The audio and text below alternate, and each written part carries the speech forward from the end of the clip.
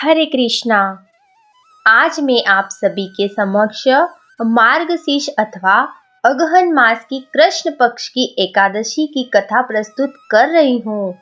मार्गशीर्ष कृष्ण पक्ष की एकादशी को भगवान विष्णु से एकादशी देवी उत्पन्न हुई थी, इसलिए इस एकादशी का नाम उत्पन्ना एकादशी पड़ा।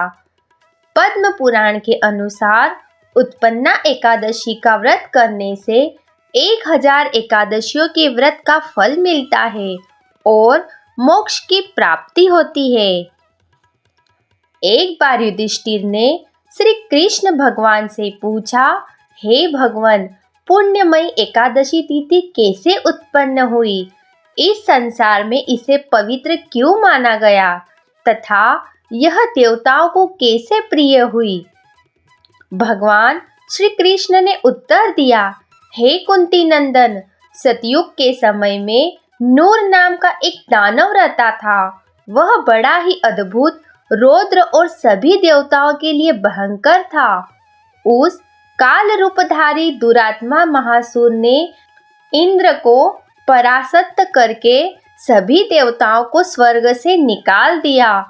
उसके डर से सभी देवता पृथ्वी पर मनुष्य के बीच विचरण करते थे। एक दिन सभी देवता महादेव के पास गए।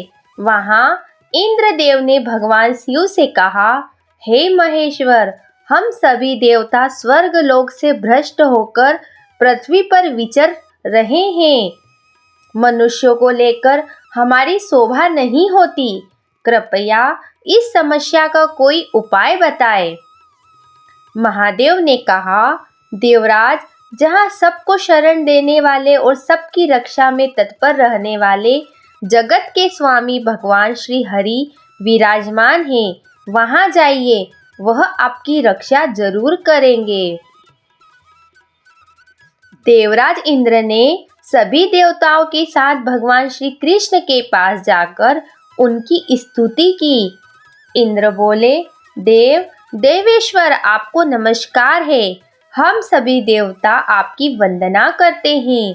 आप व्यक्तियों के शत्रु हैं। मधुसूदन, हमारी रक्षा कीजिए।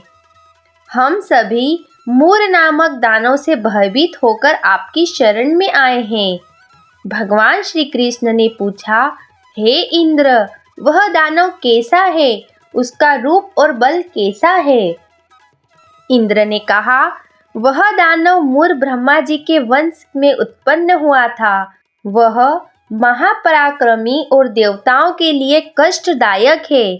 वह चंद्रावती नामक नगरी में निवास करता है और सभी देवताओं को स्वर्ग से निकालकर स्वयं सिंहासन पर बैठा है।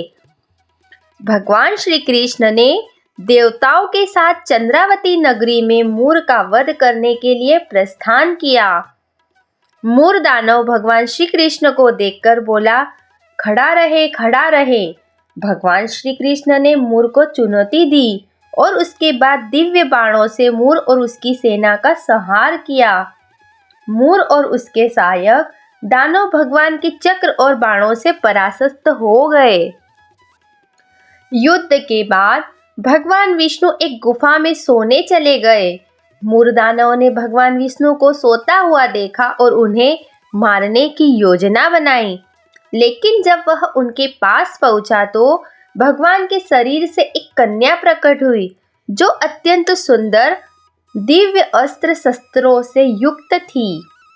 कन्या ने मूर से युद्ध किया और उसे समाप्त कर दिया। मूर के मरने पर भगवान श्री कृष्ण जाग उठे और कन्या से पूछा, तुमने यह दुष्ट दानव मूर को मारा है? कन्या ने उत्तर दिया, जी हाँ प्रभु। भगवान श्री विष्णु ने प्रसन्न होकर कन्या से वर मांगने को कहा। कन्या ने कहा, प्रभु, यदि आप मुझ पर प्रसन्न हैं तो मैं यह वर चाहती हूँ कि मेरी तिथि एकादशी को उपवास करने से सभी मनुष्यों को मोक्ष की प्राप्ति हो और उन सबके सारे विघ्न दूर हो जाए। भगवान श्री विष्णु ने कहा, तुमने जो कुछ कहा है वह सत्य है। जो भी व्यक्ति उत्पन्ना एकादशी का व्रत करेगा उसे समस्त पुण्य की प्राप्ति होगी। श्री कृष्ण ने युधिष्ठिर से कहा, एकादशी का व्रत 10वीं तिथि की रात से प्रारंभ होता है। इस दिन एकादशी का व्रत करने वाले को चाहिए कि वह स्नान करके भगवान विष्णु की पूजा करे और दीपक जलाए, एकादशी को जागरण करे और द्वादशी तिथि में ब्राह्मणों को दक्षिणा देकर क्षमा मांगे। इस प्रकार उत्पन्ना एकादशी का व्रत अत्यधिक फलदायी होता है। जो भी इस व्रत को श्रद्धा भाव से करता है उसे अश्वमेध यज्ञ के फल से भी श्रेष्ठ फल मिलता है। इस एकादशी का व्रत और इसका पाठ करने से ब्रह्म हत्या जैसे पाप भी समाप्त हो जाते हैं। बोलो बांके बिहारी लाल की जय।